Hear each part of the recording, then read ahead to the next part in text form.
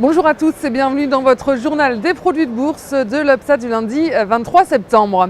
Et fin de séance et de semaine en petite forme pour le marché parisien. Vendredi dernier, le CAC 40 lâchait 0,06% à 4203 points. Il reste tout de même sur son meilleur niveau depuis septembre 2008 et le retour des incertitudes sur la Fed a freiné la progression de l'indice parisien dans un volume d'échange plutôt assez étoffé à 3,7 milliards d'euros. Et puis l'autre sujet de préoccupation en Europe, eh bien, ce sont les élections législative en Allemagne. Et si on regarde outre-Atlantique, eh bien, la tendance était nettement dans le rouge à Wall Street. Beaucoup de volatilité sur le marché new-yorkais entre la Fed et les ajustements de fin de contrat qui ont animé la séance comme chaque vendredi de fin de trimestre. La progression des indices américains est restée limitée. Aucune statistique ou publication d'entreprises notables à se mettre sous la dent. Du coup, les investisseurs eh bien, se sont concentrés sur les propos de James Bullard, l'un des responsables de la Réserve fédérale américaine.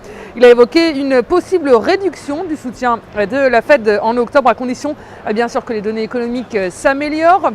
Et ces propos ont évidemment relancé les spéculations sur la politique monétaire de la Fed. Et puis l'attention des investisseurs s'est aussi portée sur les négociations budgétaires et le débat sur la réforme du système de santé mené par Obama.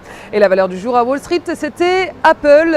Apple qui a lancé ses nouveaux iPhones, des nouveaux iPhones qui étaient donc attendus au tournant. Et l'action du groupe californien a débuté la séance bien entourée, terminée finalement en baisse de 0,53%.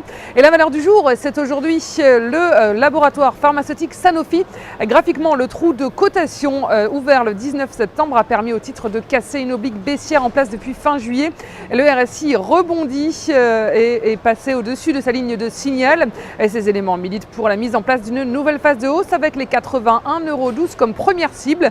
Et le dépassement de ce niveau amènera le titre sur les 83,16 €. Et seule une clôture en dessous de 73,61 € invalidera ce scénario haussier. Et la stratégie qui vous est proposée pour jouer cette valeur, c'est l'achat du Varrock Call Sanofi à 4170 T d'Unicredit au prix d'exercice de 75 € et d'échéance au 7 mars 2014. Voilà, c'est tout pour aujourd'hui. Passez une excellente journée et on se retrouve demain.